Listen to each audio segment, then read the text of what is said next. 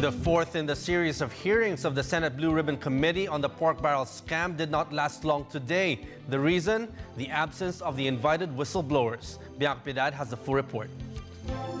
I will not allow the powers of the Senate Blue Ribbon Committee to be diminished by anyone.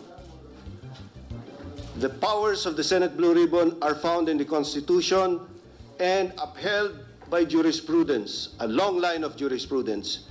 And I will not allow anyone to diminish the stature and the power of the Senate Blue Ribbon Committee.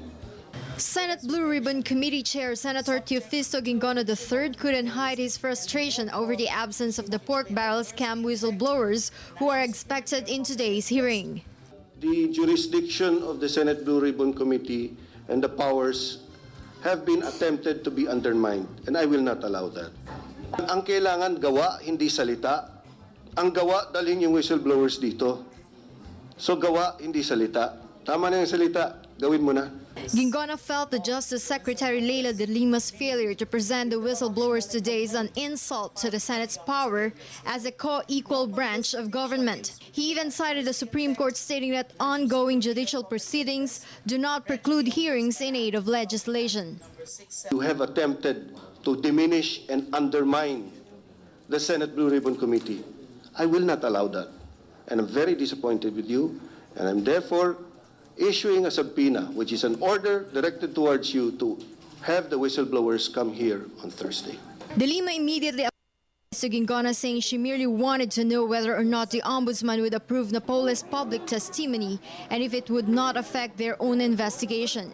Meanwhile, Senate President Franklin Drilon received this afternoon the Ombudsman's reply to the Senate's request to subpoena the pork barrel scam mastermind Janet Lim Napoles. The Ombudsman ruled that it is not advisable at this time for Ms. Napoles to testify before the Blue Ribbon Committee on what she knows about the alleged scam for the reasons stated in the said letter. In her letter, Ombudsman Conchita Carpio Morales denied the request, citing Section 15 of Republic Act 6770 or Ombudsman Act of 1989 and Section 2, Rule 5 of Administrative Order Number 7 or Rules of Procedure of the Office of the Ombudsman.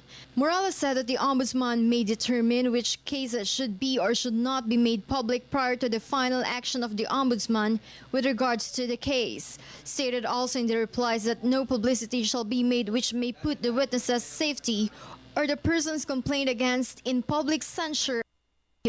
Also, she said other PDAF-related cases involving other government officials in conspiracy with other private individuals are pending in her office. Drilon meanwhile explained that the Office of the Ombudsman is a constitutional office and should not be treated like an ordinary court.